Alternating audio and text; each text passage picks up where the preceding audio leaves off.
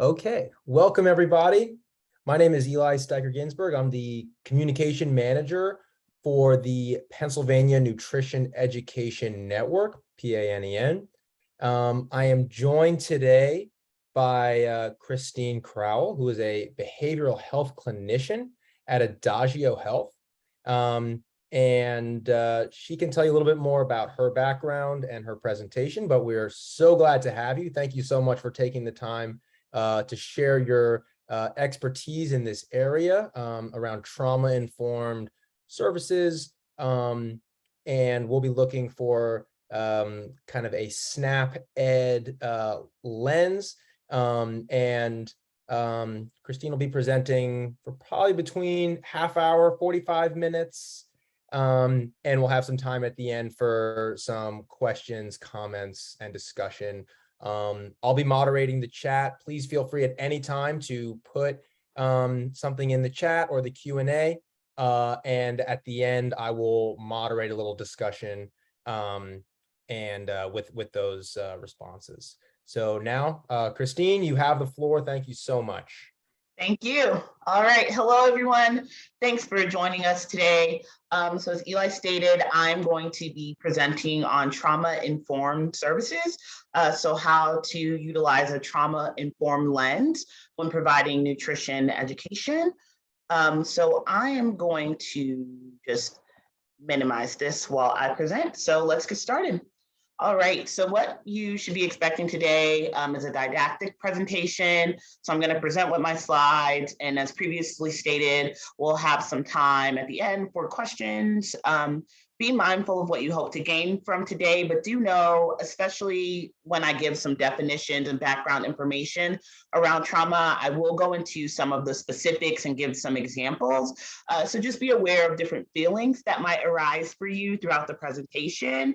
And especially when we're talking about a racial equity lens or historical and structural factors that contribute to trauma, view that as a calling in to learn and unlearn versus a calling out. I know those can be difficult conversations and a lot of questions can arise around that.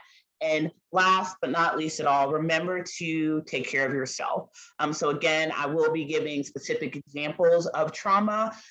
So during that section, do what you need to do to take care of yourself. If you need to go take a break, get a sip of water, mute me, do whatever you need to do to take care of yourself. So about me, as stated, I'm Cristine.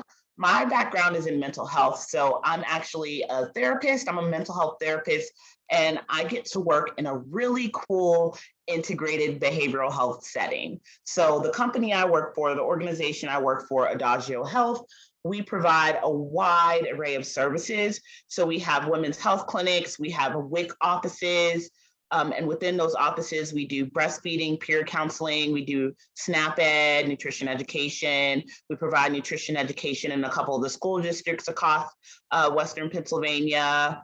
And we have food insecurity projects, for instance, having actual food cupboards located in some of our medical offices and some of our WIC offices as well.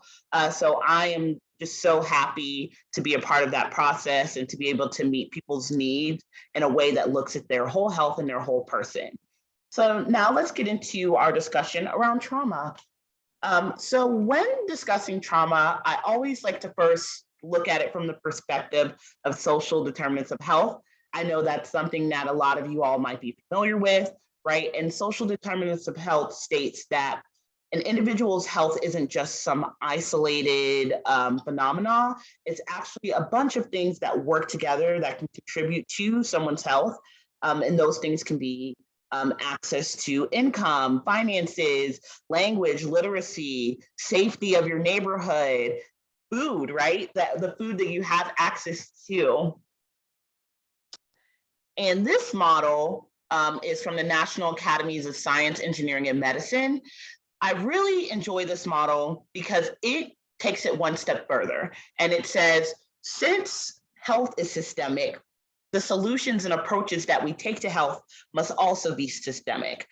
So we have to look at structural inequities and socioeconomic and structural factors and how they work together to determine and derive solutions to health concerns. And trauma can be a social determinants of health, and it can be found within those different determinants.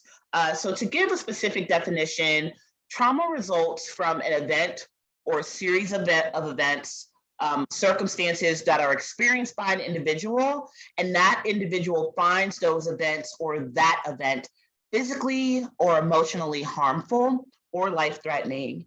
And that event has lasting adverse effects on their well-being and functioning, and that can be mentally, physically, socially, emotionally, or spiritually. So to break that down one step further, it's an event or a circumstance that the individual experiences as traumatic, and that experience has lasting effects. It can have lasting effects on that person. So in the past, we used to typically look at the event. So what occurred, but what research is coming to find is that the experience, the individual's perception of what occurred is actually the factor that most defines whether the situation was traumatic or not.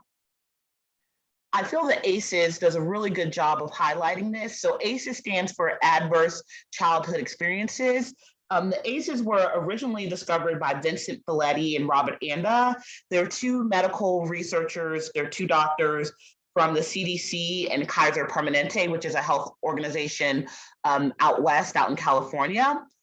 So in doing their research in the 90s, they found that in a lot of the leading causes of death, there was one common denominator that they kept finding that was coming up over and over again, and that was trauma. It was childhood trauma. So they developed the ACEs, and through that research, it's actually become a screening measure where you can screen for childhood trauma and childhood adverse experiences and toxic stressors. And I really like this illustration that PACES developed around the ACEs, because I think it does a good job highlighting what trauma looks like as a whole. So it can have an impact on the individual within their household, within their bubble. So if you look within the tree, but that can also move down into the roots of how someone experiences life, right? So there can be structural rooted factors that are also contributing to someone's childhood trauma and adverse experiences. And then there can also be environmental factors. These can be natural factors like the environment, the literal physical environment that they live in, the soil, tornadoes, hurricanes, pandemics, global pandemics, right? Or they can be structural as well. So when looking at trauma in the mental health field, we like to classify it based on the exposure to the event.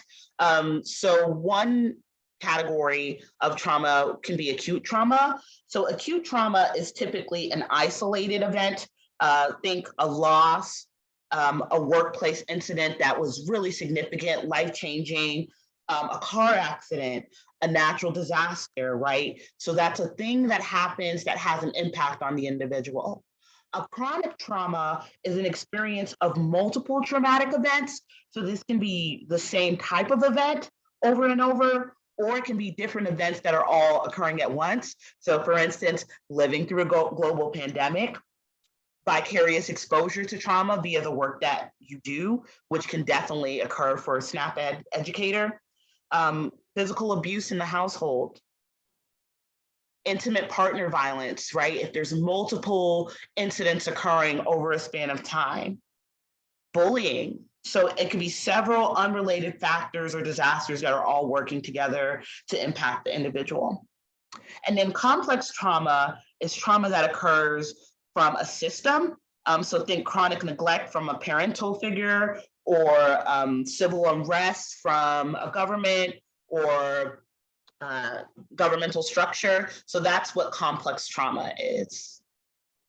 A lot of times when categorizing trauma, you will hear it in popular culture defined as a response of fight, flight, freeze, or fawn. I like to also categorize it in a way of a behavioral impact, psychological impact, emotional and physical impact. And so now I'm going to show a video that does a really good job expressing this. So it is from a documentary called Resilience, and it's actually, Resilience is based on the ACEs study. So I'll show this video, these two videos real quick, and they do a good job painting the picture.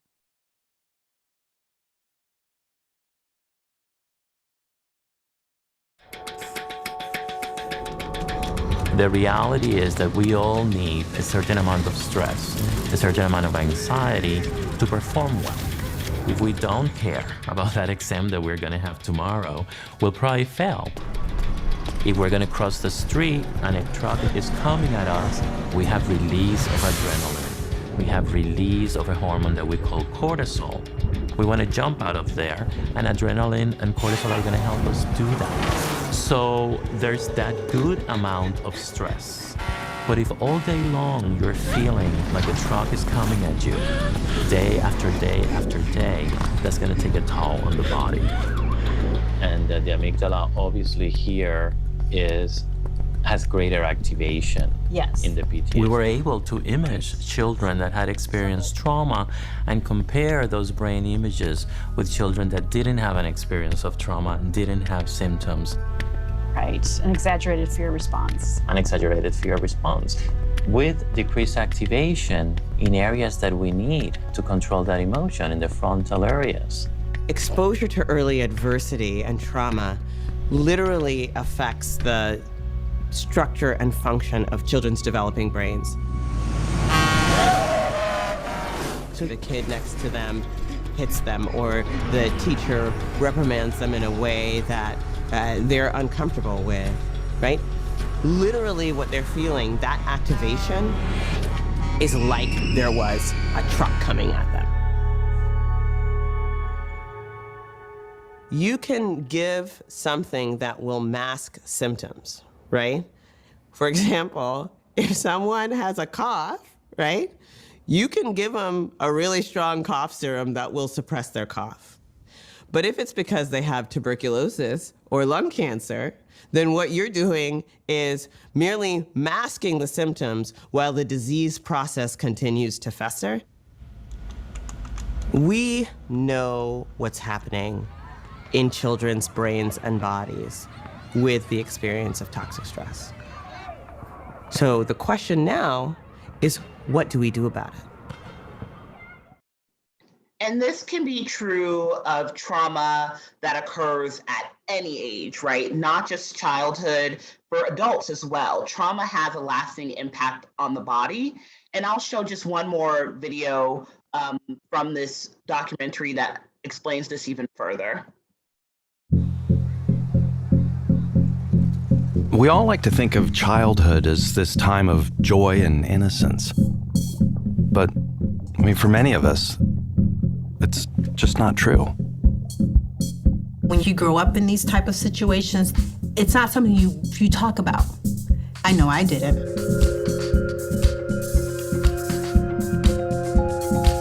The first thing that we found is that adverse childhood experiences are common.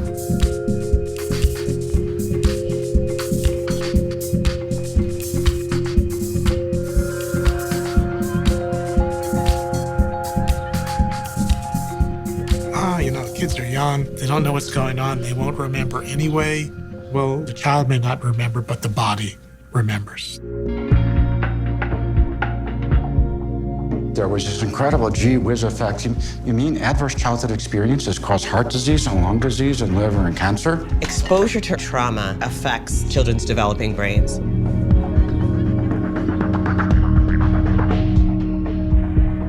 The impact is on your behavior, it's on your heart, it's on your DNA. Like, how do you deal with all that? I don't reach out because I'm not used to that. We have a whole new body of knowledge now that could open up what we have up till now been seen as intractable, unsolvable problems. No child should be punched or kicked. No child should be punched or kicked. If you can get the science into the hands of the general population, they will invent very wise actions. Do you feel like any of the interventions have been making a difference? They made all the difference in the world. It's there, it's possible, and a defeatist attitude is completely disconnected from what 21st century science is telling us. And we should be going after that like a bear.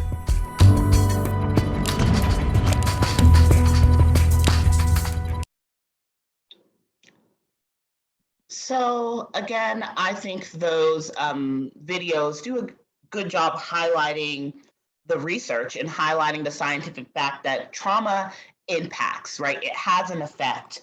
And trauma occurs when an incident overwhelms the body's ability to cope, right? So trauma is a traumatic response is a natural response to something that occurs that might be unnatural, right? It's the body normally responding to an abnormal situation. So again, to give some further examples, behavioral responses to trauma can look like emotional outbursts, right? So if you're providing someone education, you're giving them new information, they might view it as patronizing or feel that they're being corrected or teased or disrespected. Someone might be resistant to change or resistant to new information. They could become aggressive, whether it's physically, verbally, passive aggressive. They might be extremely protective over their personal space, over their ability to choose and have choice. They might have behaviors that we might view as reckless or self-destructive, right? Self-injurious behaviors, substance use and abuse.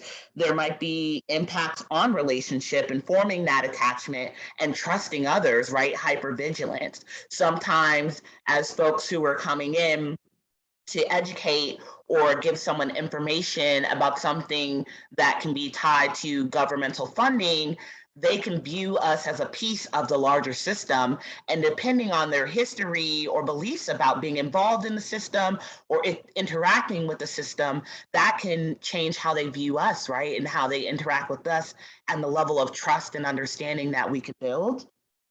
There can also be impacts on eating, right? Overeating, undereating. At times, when individuals have experienced trauma, they can utilize sugar intake and fatty intake to regulate. And that can be something that's unconscious, right? That they don't even realize that they're doing. Moving into the next section, it can have emotional and physical impacts, right? So things that you're experiencing internally, like the limbic system, that frontal cortex that controls social and emotional reasoning, self-regulation, executive functioning, all of those things that we need for learning and receiving new information. Individuals can also have impacts on their sleep, right? Nightmares, intrusive thoughts, memories, flashbacks, sensitivity to noise or being touched, feelings of sadness, anger, fear, mood swings, anxiety, shame, right? So if someone's providing you education and that person is old enough to be your child or grandchild, there might be a feeling of shame that comes of like, well, how are they educating me on what's nutritious and how to eat and how to use my benefits to get the food that I need to live, right? That can bring up different cultural feelings and beliefs. Feelings of helplessness or a lack of self-efficacy, feeling emotionally numb or just completely disassociated in general. And then how, as the video so expertly highlighted, there can be actual physical impacts on the physical body and the body functioning, system functioning. Psychologically, there can be actual psychological diagnoses that are related to trauma. One that we most commonly think of is PTSD, post-traumatic stress disorder. So just because an individual has experienced trauma doesn't automatically mean that they have PTSD. So PTSD is a diagnosis that has set criteria to match the diagnosis. But what we do find is a lot of times when people have experienced trauma, they do fit that diagnosis of PTSD. Other diagnoses that might occur might be anxiety, depression, obsessive compulsive disorder, mood disorders, disorders that involve psychosis, personality disorders like narcissism, neurotic behaviors, borderline personality disorder, and disordered eating. So for a stress reliever for myself, I like to watch cringy TLC shows. So 2 examples that popped into mind, if you've ever seen the shows Hoarders or like Hoarders Buried Alive or My 600-Pound Life, this could be me and my mental health like nerd brain. But whenever I'm watching those shows and the people start telling their stories that are connected to their behavior, a light bulb always goes up and I'm like, oh, that's trauma. Oh, that story that they're telling, oh, that's traumatic. I wonder if that's related to some of the things that we're seeing. So trauma can have real and lasting impacts. And then this next video, I'm not going to show it for the sake of time, but it does a good job highlighting the neuroscience around the impact on the brain specifically and on the different areas of the brain and their functioning. And this piece of science I hold dear to my heart because it helps to make something that might be invisible or abstract more concrete, and it brings it to reality. And it's what's helped spur a lot of this discussion on being trauma informed, because it's something that we've previously understood, but now we can understand it in a new and very tangible way. And with that, we can also develop a baseline. Well, I think what brain imaging has really, and that baseline can help us to determine where to go in terms of developing solutions. So speaking of solutions, let's jump into the next section on being trauma informed. So if you did take a break, because I know a lot of that information was pretty heavy in that last section, come back to me, recenter, breathe. And so just keep in mind that food in and of itself can be a source of trauma, right? So in-home behaviors around food, examples, punishment, manipulation, unreliable or unpredictable meals or food availability, access to food, body shaming, loss of historical food traditions, right? So if you belong to a group that's been historically oppressed or had refugee or immigration trauma, and they've lost their historical food practices, that can have an impact on the relation to food and nutrition and eating. So what can we do about this? And that's where being trauma informed comes in, right? So although the world is full of suffering, it's also full of overcoming it. There is hope. So being trauma informed means that we understand and consider the pervasive nature of trauma, and we incorporate that into the work that we do, right? So we're looking at how widespread trauma is, and we're looking at our policies, procedures, practices, and actively resisting re-traumatizing the folks that we work with. So we're creating environments where they feel safe and nourished and accepted. So SAMHSA, which is the Substance Abuse and Mental Health Services Administration, they fund a lot of the research, and they compile and collect and analyze a lot of the research on trauma. And through that, they're able to develop frameworks around being trauma informed and what that looks like. And they categorized it as the 4 R's. So the first is realizing what we're doing now, right? Getting that education on definitions of trauma and what trauma is, toxic stress, knowing what those things are.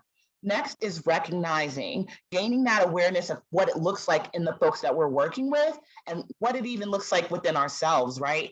How does trauma show up, and how does it show up in those behaviors, emotions, and psychological factors?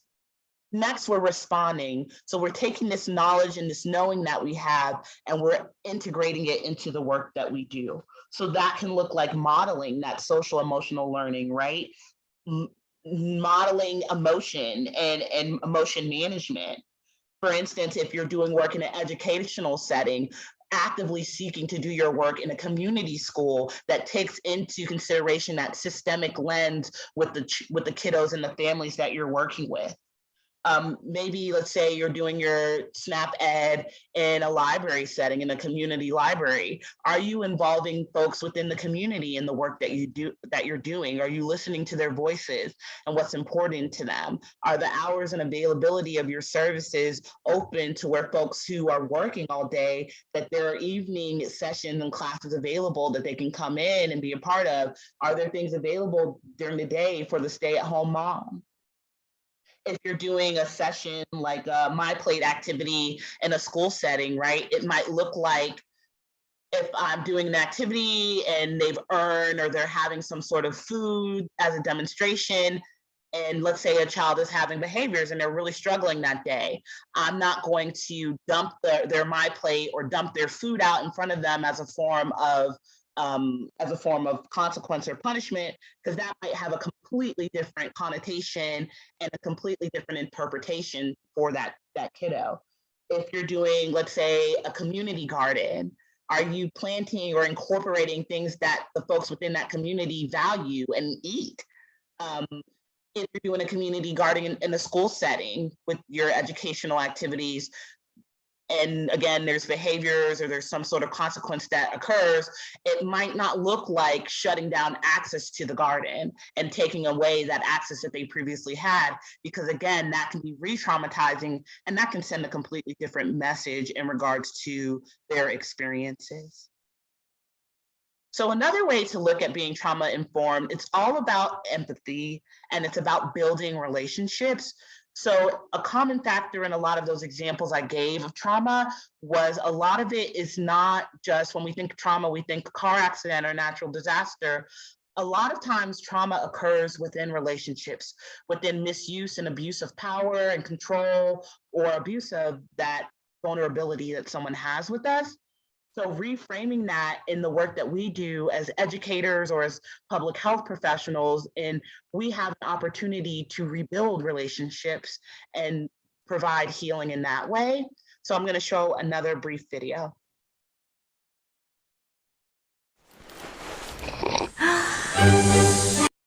So what is empathy and why is it very different than sympathy? Empathy fuels connection. Sympathy drives disconnection. Empathy, it's very interesting. Teresa Wiseman is a nursing scholar who studied professions, very diverse professions where empathy is relevant, and came up with 4 qualities of empathy. Perspective taking, the ability to take the perspective of another person or recognize their perspective as their truth. Staying out of judgment, not easy when you enjoy it as much as most of us do. Recognizing emotion in other people and then communicating that. Empathy is feeling with people. And to me, I always think of empathy as this kind of sacred space when someone's kind of in a deep hole and they shout out from the bottom and they say, I'm stuck, it's dark, I'm overwhelmed. And then we look and we say, hey, you climb down. I know what it's like down here, and you're not alone. Sympathy is, ooh, it's bad, no. You want a sandwich? Empathy is a choice, and it's a vulnerable choice, because in order to connect with you, I have to connect with something in myself that knows that feeling. Rarely, if ever, does an empathic response begin with at least. Yeah.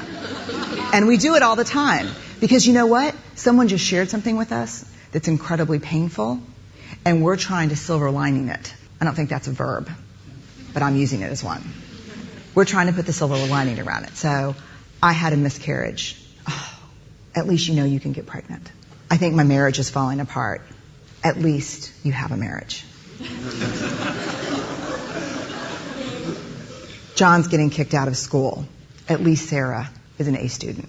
But one of the things we do sometimes in the face of very difficult conversations is we try to make things better.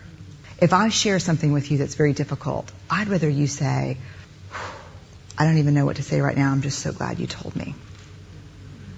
Because the truth is, rarely can a response make something better. What makes something better is connection.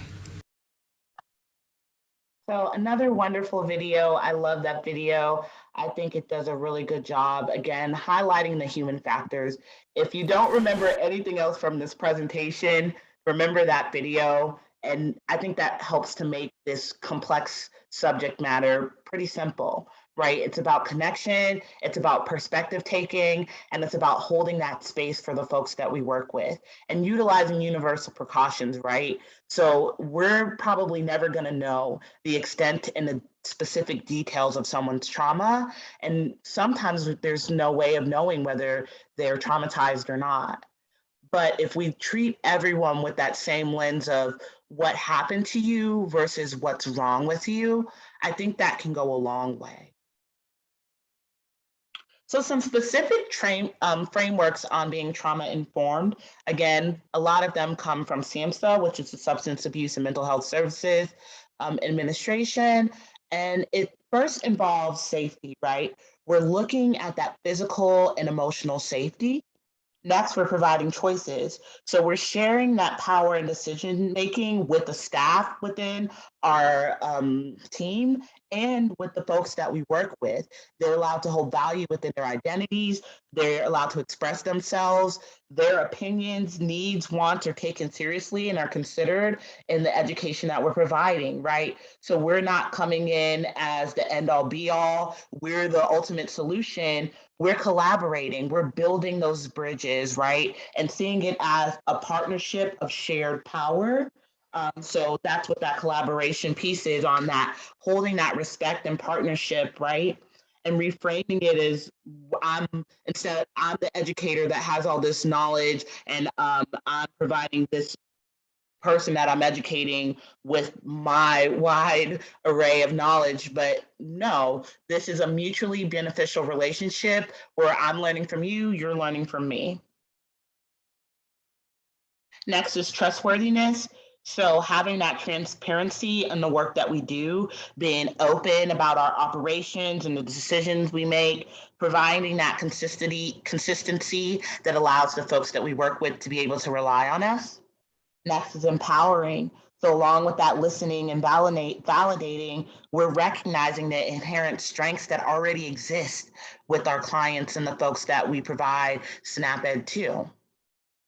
And next is the historic and cultural context. And we'll go a little bit more into this later on in the presentation, but taking into account the historic factors that can contribute to someone's experience and that can add to trauma. The National Academy of Science and Engineering also developed a model on how to be trauma informed. So they say we want to adjust the work that we do. We want to take that awareness and that information that we have in trauma and incorporate it into our policies and practices.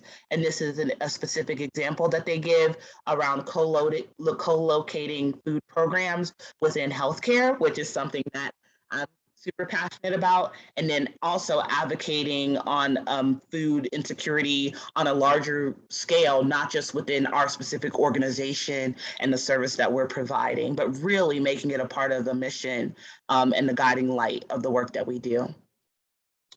They also have a model on integrated care. And again, very similar to that diagram that I showed in the beginning. If trauma is systemic, then the solutions that we're providing also need to be systemic. We need to measure and assess the work that we're doing and making sure that we're actually meeting the needs that we say we're meeting and keeping the patient and the person at the center of all the work that we're doing.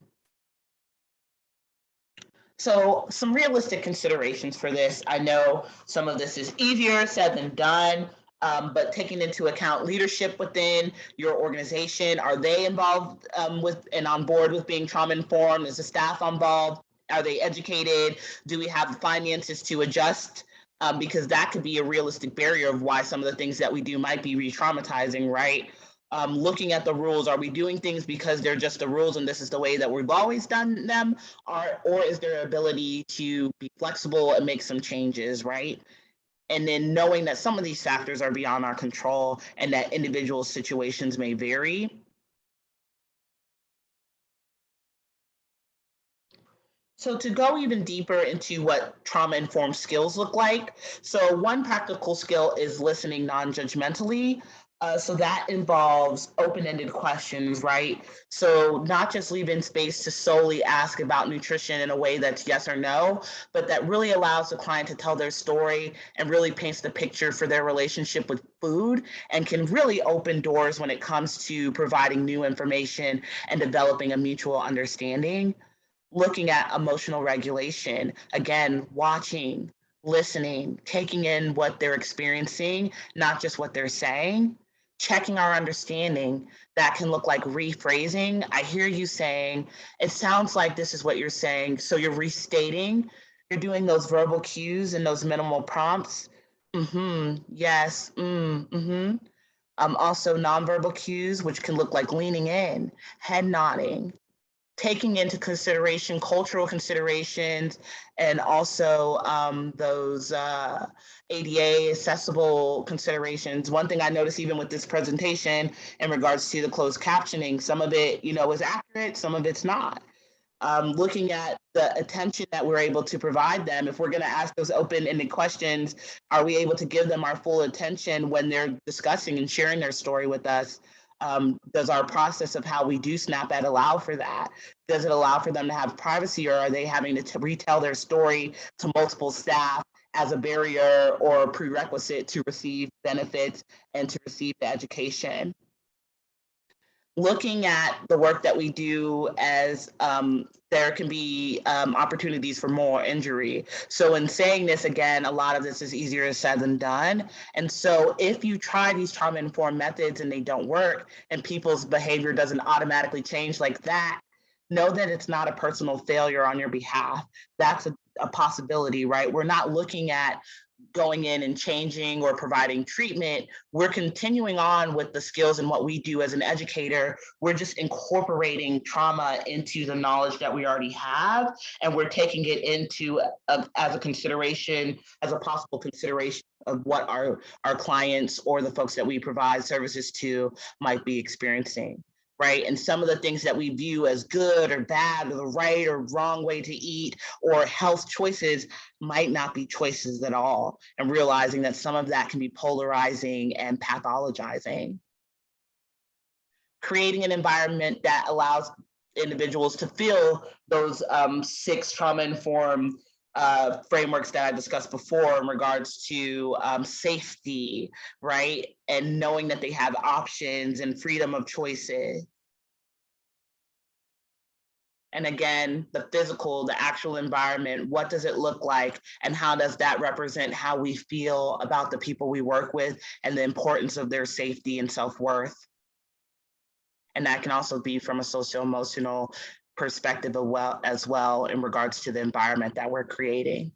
Encouraging connection, right? The efforts that we're doing, are they leading to connection? Are they leading to collaboration with the community we serve? Right, we don't want to be the folks who are coming in with this information, giving it, and then we leave, right? Is it led by the community? Are we really integrating ourselves and becoming a part of the community? Are we in support, or are we on behalf of them? Are we advocating for policy and programming that is trauma-informed in general, right? And looking and knowing that food is a method, and it's beyond nutrition for some folks, right? Food can actually be a spiritual or a healing or a connection-based thing.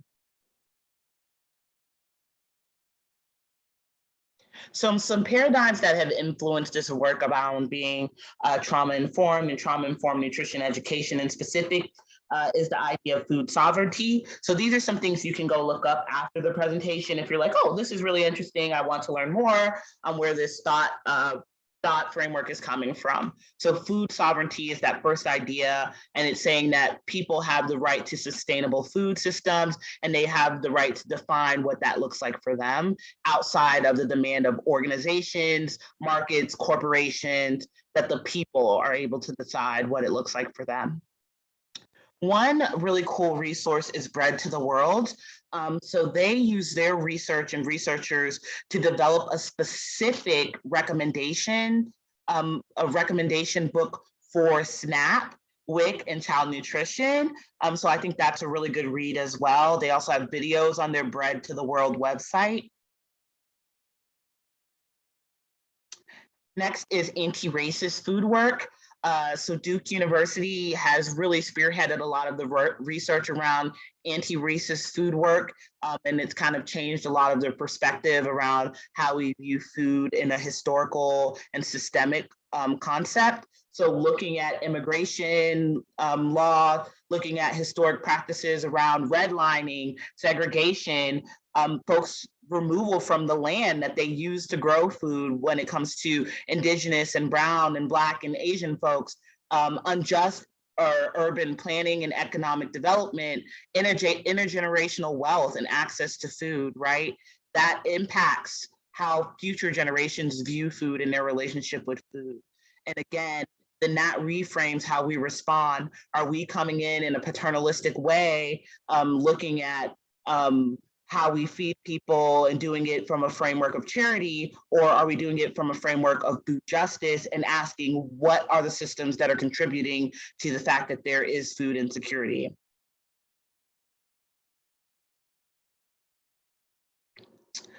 Another influence is, of course, the oldie but goodie Maslow's hierarchy of needs. So moving beyond seeing food as just a physiological need, but incorporating those higher levels of the hierarchy, like esteem, belonging, safety, into the work that we do. And then Saturn, hierarchy of food needs has specifically been developed around food needs and reimagining that Maslow's hierarchy to consider how we value food. And that's by Ellen Satter and the Ellen Satter Institute. So again, just keeping the person at the center of the work that we do. Think back to that Brene Brown video around empathy and holding space.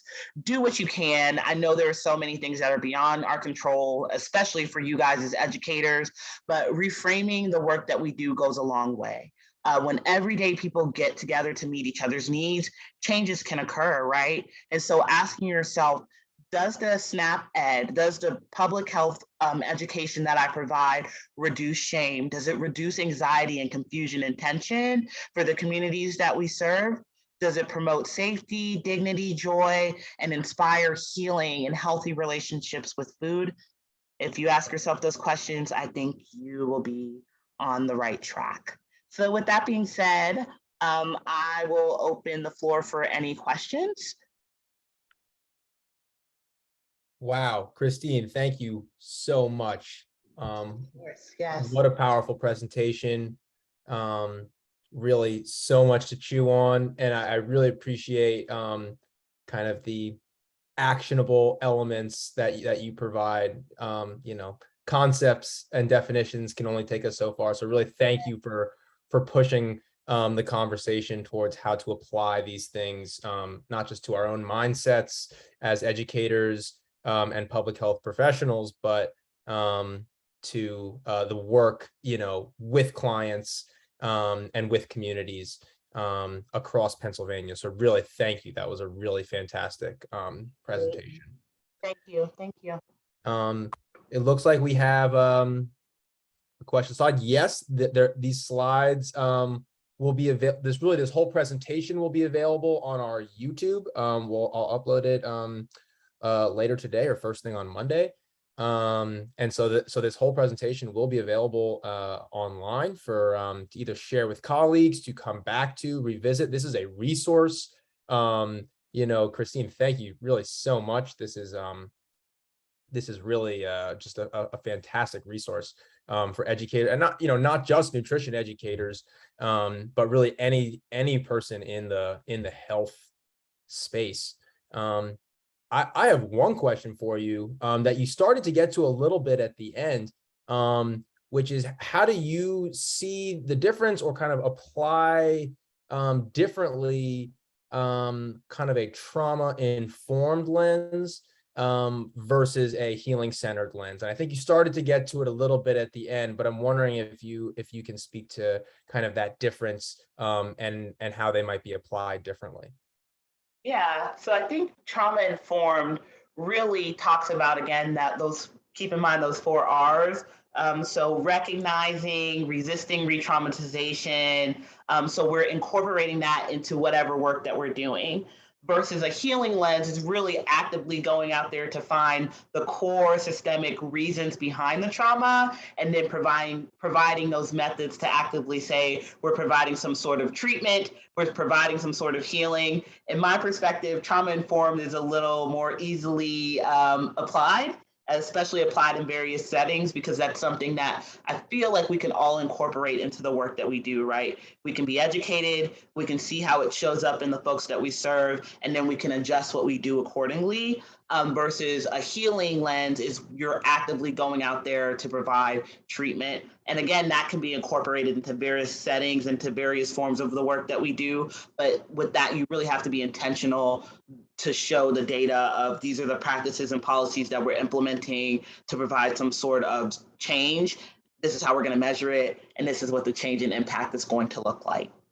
Right. Yeah, that measurement piece is always, is maybe where we thrive, or maybe where we, encounter obstacles sometimes. Yeah, for sure. But that's so important.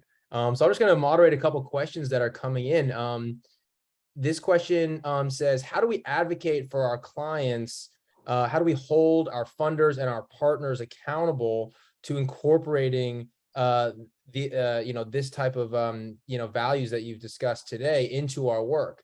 And this person comments, many times I experience this as a barrier and sometimes add to employee trauma. Oh, yes, definitely. So that is a definite reality. And I see that often in the work that I do and working in conjunction with folks that do the work that you all do. So for sure. So some suggestions that I have, and again, I don't have all the answers, or else we'd be in a completely different place by now in regards to nutrition education. But I think having stakeholders involved so having a pinpoint person that is on board, and that person can go and be an advocate to stakeholders and to others who are providing the funding and sources, and making sure that, hey, do you believe in these values? Do you view this as something important? This is what we want to do. Are you going to have our back and advocate and be a voice that's in that room when we start to make these changes, right? Using the science and the data to demonstrate, and the measurement to demonstrate the change and the impact that it's making in regards to the needs of our clients is also important. And I really think these concepts are inherent to the work of SNAP, right? This is part of what SNAP, WIC, food nutrition programs have set out to do. It's just that barriers get in the way when it comes to funding and bureaucracy and those kinds of things. So that is a realistic concern for sure. Yeah, absolutely. And as you mentioned, if we had the answer today or the whole answer, we wouldn't even, need this presentation. So, I think there's an element of relying on stakeholders, community members, our coworkers to figure this out, and like a level of solidarity that to hold ourselves accountable, to hold our funders, our partners, so that we can kind of have a more kind of mutualistic relationship with SNAP recipients, and avoid the kind of the paternalistic mindset that you identified in your presentation. We have another question that says, what advice would you give to college students who are affected by food insecurity issues? How can college students give themselves permission to take loans to meet their basic needs in addition to funding their tuition costs? This is a really good question. Yeah, that is a really good question. Yeah, I think there is a big need for food insecurity projects and food security projects for college-age students.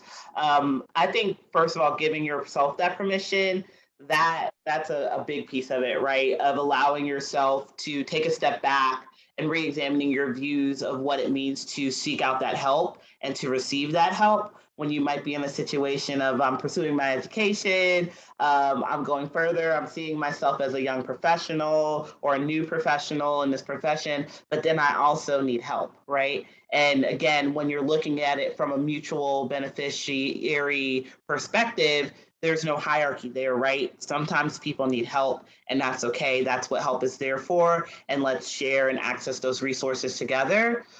When it comes to practical responses of how to do that, I think partnering with your student affairs office goes a long way, because they have specific staff and personnel who are dedicated and who are there for the purpose of advocating for students. And compiling a list of those resources and getting folks connected to those resources within the community. I know when I was in school, there were folks who were utilizing WIC, right? There were young mothers, there were single mothers, there were mothers who were returning back to school. There were folks who were utilizing SNAP benefits, right? Because that's what they needed, because they were there in school and they were trying to make it work. But we need to eat, right? Food is a right and it's a necessity. And just because you're going through the process of higher education or school doesn't mean that you're undeserving of the right to have access to food. Right. Yeah, I love that. And also, it seems like, especially with institutions of higher ed, there's like kind of a divide between kind of the resources on campus and within the institution versus just in the community surrounding that institution. And like there's this wall that, from what I'm hearing from your answer, is that doesn't really need to exist, that there that it is really important to kind of seek out those partnerships and those relationships with existing organizations that are not necessarily connected to the college or the university, because, you know, as you said, people got to eat. And if there's a way to kind of tap into the existing network that, like, I guess non-college students kind of can participate in, maybe that's a way to start addressing some of those food insecurity issues for college students. Awesome. If anyone else has any other questions or comments, please feel free to put those in the chat or in the Q&A box. We have a couple more minutes where we can kind of continue the discussion. I have one question, kind of, you know, partly some of my personal interests, in part based on the work of the culinary historian Michael Twitty, about, like, kind of, you kind of, I guess in terms of like food and kind of culture and kind of spiritual connection to land and community, and the role that maybe SNAP Ed could play in these kind of, I guess, like higher levels in the Maslow's hierarchy. You know, if we can kind of at least aspire to, you know, a little bit more, I guess, lofty vision or goal, for what food can mean and be for people, that's not, you know, mere sustenance. I think that was a revolutionary idea for me as I started to dive more into researching trauma and being trauma informed and its connection to nutrition. But that was something that was like even a concept for me, right? As someone who was educated in trauma, as a person of color, this was something that I knew instinctively and through my experience, but like seeing it on paper, I'm like, oh yeah, right. Food can be more than nutrition. For some folks, there's a spiritual connection, right? There's a cultural connection. There's a relationship building connection in regards to food. And it's more than just the right or wrong way to eat. Food for some people goes way beyond that. And that Bread to the World resource that's going to be shared as a part of the materials, they did a really beautiful job in developing their pamphlet and incorporating ways that SNAP can specifically do that and take that into consideration in the work that we do. But yeah, that resource, and they had a couple of webinars attached as well. And I went through and watched some of those on their website, and they highlight a lot of that as well. One example that they gave was the historical connection around breastfeeding in two different groups. One group was in African Americans who in a lot of places were restricted and were not allowed to breastfeed, but then were asked to breastfeed other people's children as they were raising them. And then the impact that can have when we're coming in and doing breastfeeding peer education. And then another example that they gave was around breastfeeding in Indigenous populations and the access that people were restricted to have from their ancestral land, and that connection to the land and the access that people were restricted to have with their own children, because at times within some of those reservations, the children were moved and shipped and transported between reservations and out to the external community, and that disrupted that relation and that connection. And so they did a really good job incorporating that into their recommendations. Yeah, wow. That and the Bread to the World resource is definitely one that I want to dig. It's not one that I'm familiar with, and I definitely want to dig in a little bit more. Thank you for sharing that. Yeah. And it sounds like, you know, a recurring theme here in both like a trauma-informed lens as well as kind of a healing-centered lens is this question of history, both like personal history, maybe in terms of adverse childhood experiences. I would call that kind of like a personal history, I guess. Yeah. But versus what you're getting at with some of these questions of like breastfeeding, for instance, or land use, that's a more kind of community or cultural or even civilization history that, you know, is maybe easy to miss when we're like just kind of talking about like, here's a recipe or something, right, in SNAP Ed. Exactly. And if I think there are definitely ways to kind of incorporate that history, not just into our thinking, but also into practice, and into the materials we provide. Looks like there's a couple other questions. Are organizations being partners in Wolf's new program for college security, food security? It was announced yesterday. So I guess, there's opportunities to kind of partner with emerging policies coming down from Harrisburg. That's great. And then this person asked, have you done any research with trauma-informed connections in returning citizens, i.e. freedom challenged, returning to society? I have not, and that's a really good question. I've never been asked that question before in the many times that I've given this presentation and in some of the research that I've done, but that's a really interesting perspective. Yeah. No, I'm not familiar with any research around folks who are returning to their community, maybe after incarceration. Is that what you're referring to? Or maybe some sort of inpatient hospitalization or long-term hospitalization or some sort of structured setting, and then you're returning to a place where you have more autonomy and freedom of choice, and how do you make that switch, right? And how do you know what you have access to and know what's accessible and yeah. Yeah, it's really interesting. It looks like the person who asked this question, Dr. Donna Randolph, says, would be happy to partner with you. So there may be some interesting opportunities moving forward for specific populations or subpopulations who are kind of regaining their freedom, I guess, and participating with food and their communities in maybe new ways or ways that they're not used to. Thank you for that, Dr. Donna. That's got my brain going now. My juices are flowing. Awesome. Yeah, likewise, Christine. I just want to, we're in our last minute of the hour. Christine, I really just want to say a wholehearted thank you. This has been a really wonderful presentation, an energizing discussion. So really thank you for contributing your time and your expertise to all of us. It's been a really, really invigorating hour. Again, this presentation will be available on YouTube. I will send out an email to all the participants or all the registrants with that link, so that you all will have it.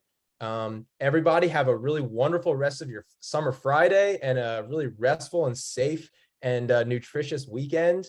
Thank you so much. Bye. Thank you for having me. Bye, everyone. Thanks for joining.